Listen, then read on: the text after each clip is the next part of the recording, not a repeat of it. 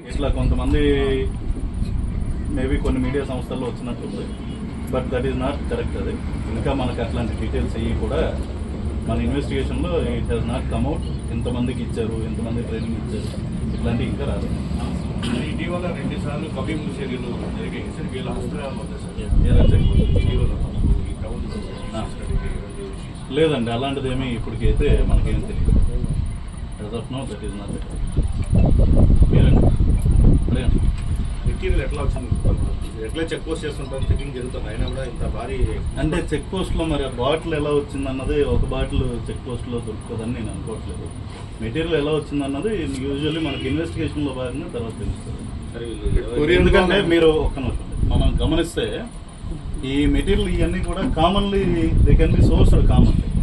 అంటే ఏ క్వారంటైన్ అయినా ఎదుగురావచ్చు, లేదంటే అమోనియం నైట్రేట్ ఎరువుల కోట్లో దొరకవచ్చు. ఫర్ ఎగ్జాంపుల్ అది ఒకటి ఉంటే ammonium nitrate mixed with diesel, that is improvised explosive. మనకు అది కామన్ గా కూడా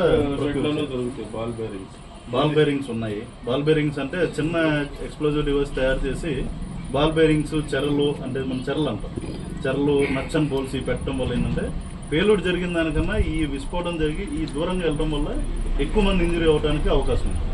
ఫ్లిప్కార్ట్, అమెజాన్ లాంటి దాంట్లో కొరియర్లో మాకు కొన్ని కొరియర్స్ కూడా కొన్ని డీటెయిల్స్ వచ్చినాయి. అంటే అది మేము we cannot reveal it openly, but it is under investigation. కాబట్టి ఈరోజు మనకి ఎవరో ఒకళ్ళు వచ్చి దాన్ని అరెస్ట్ చేయగలిగారు కదా.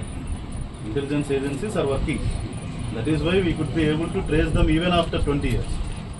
20 ఏళ్ళైనా సరే చట్టం నుండి తప్పించుకోలేరు అన్నదానికి ఇది ఒక నిదర్శనం. భార్య పాత్ర అన్నది ఇప్పుడు ఒకటండి. ఒక ఆయన అబూ బకర్ సిద్దికి అన్నతను alias Amanullah, and second person name is Mohammed Ali alias Mansoor. ఈ అలియాస్ అన్న పేర్లు ఇక్కడ వీళ్ళు పెట్టుకున్న పేర్లు. ఈ అబూ బకర్ అన్నతను 5 సంవత్సరాల క్రితం మ్యారేజ్ చేసుకున్నాడు. ఈ మన్సూర్ అన్నతను 10 సంవత్సరాల క్రితం మ్యారేజ్ చేసుకున్నాడు. ఈ అమ్మాయిలు రాయచోటి గాలివీడు ఏరియా లేడీస్ వీళ్ళు. మరి 5 సంవత్సరాలు 10 సంవత్సరాల నుండి ఒక చిన్న ఇంట్లో ఉంటూ ఇంత సీజర్ మాకు పట్టుబడి ఆ ఇంట్లో సామానం గురించి ఇంట్లో ఆడవాళ్ళకి తెలియదు అని అనుకుంటే అన్నది మాకు అనుమానాస్పదంగా ఉంది.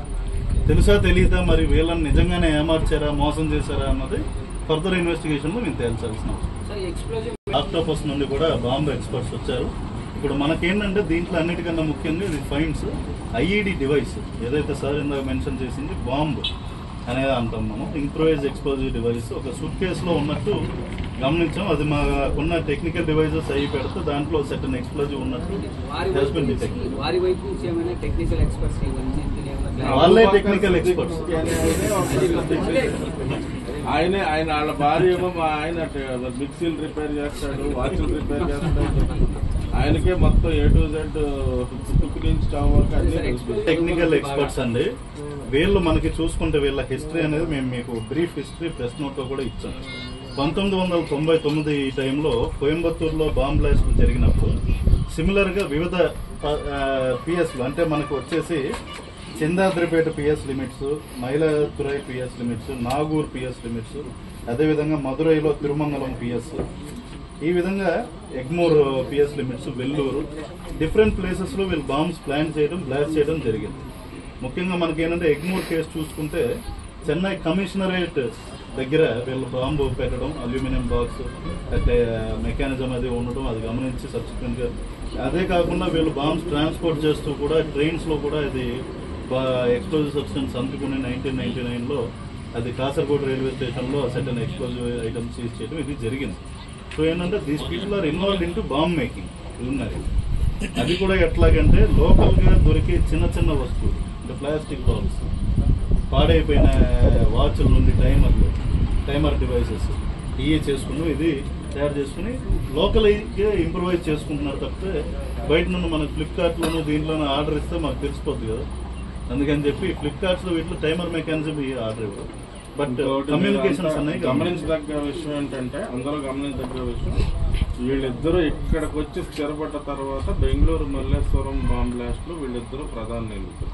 ఇక్కడికి వచ్చి స్థిరపడ్డ తర్వాత అంతకుముందు అన్నీ కూడా ఇక్కడ రాకముందు చేసినాయి. మల్లేశ్వరం బాంబ్ బ్లాస్ట్ ఏదైతే బెంగళూరులో ఉందో రాయచోట వచ్చి స్థిరపడ్డ తర్వాత పాల్పడిన ఉగ్రవాద చర్య. అదొకటే సార్ 2013. ఇద్దరు కలిసే they have come, they have stayed. ఇద్దరు చలామణి అవుతున్నారు బ్రదర్స్ కింద. మరి వాళ్ళు బ్లడ్ రిలేటెడా కాదా అన్నది లేడీస్ కూడా తెలియదు. ఇన్ఫాక్ట్ లేడీస్ కి ఎప్పుడు కూడా మరి వాళ్ళు చెప్తున్న నమ్మసక్యంగా లేదు. వాళ్ళ అత్తమామలు ఎవరు, వాళ్ళ ఫోటోలు ఈ చూపెట్టమన్నా కూడా వాళ్ళు చనిపోయారు, ఎవరు లేరని చెప్తున్నారంట. మరి అది ఎంతవరకు నమ్మసక్యం అన్నది ఇంకో విషయం కూడా వాళ్ళ భార్యలు దర్యాప్తులో చెప్పారు. వీళ్ళు కేరళ బ్రదర్స్ అని చెప్పినా కూడా మలయాళంలో కన్నా కూడా తమిళంలోనే అధికంగా వీళ్ళు మాట్లాడతారనేది ఒక విషయం వాళ్ళు చెప్పాలి. మీరేదో చెప్తున్నారు. అయిన తర్వాత తెలిసి అద్దెకిచ్చారా, వాళ్ళ 20 ఏళ్ళు అసలు వచ్చినప్పుడు ఎవరు ఆశ్రయం ఇచ్చారు, ఇవన్నీ కూడా వీళ్ళు get it in investigation. As of now one thing is we won't reveal any names. వీళ్ళు పలానా వాళ్ళని మేము ఇన్వెస్టిగేట్ చేస్తున్నాము, వీళ్ళ మీద అనుమానం ఉంది, ఇట్లాంటివి మేమేం చెప్పమండి. ఒక 10-15 మంది ఆడోళ్ళు కోర్టు దగ్గరకు వచ్చి ఏడ్చారు సార్, మా భర్తలను తెలుసుకుని వెళ్ళిపోయినారు. అంటే మేము తెలుసుకుని వెళ్ళలేదండి. మరి వాళ్ళ భర్తలు ఎక్కడికి వెళ్ళిపోయారు అన్నది మాకు తెలియదు. ఈ ఇన్వెస్టిగేషన్ లో భాగంగా మేము ఎవరినైనా విచారిస్తాము, అదైతే we are making it very clear. మరి వాళ్ళ భర్తలను మేమైతే తీసుకెళ్లలేదు. మరి ఎక్కడ ఉన్నారన్నది మేము కూడా విచారిస్తాం. మీరు అంటున్నారు కదా ఏడుస్తున్నారని చెప్పి, మేము విచారించి వాళ్ళ భర్తలు ఎక్కడైనా మాకు కనపడితే తెచ్చిస్తాం. కదా మ్యాప్ దొరికాయి.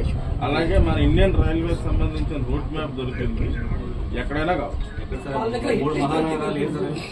It might be anywhere, let us not reveal. నేను చెప్తున్నా కదా, 3 ప్రధాన నగరాల యొక్క మ్యాప్లు ఇండియన్ రైల్వే నెట్వర్క్ మ్యాప్ అయితే ఉంది.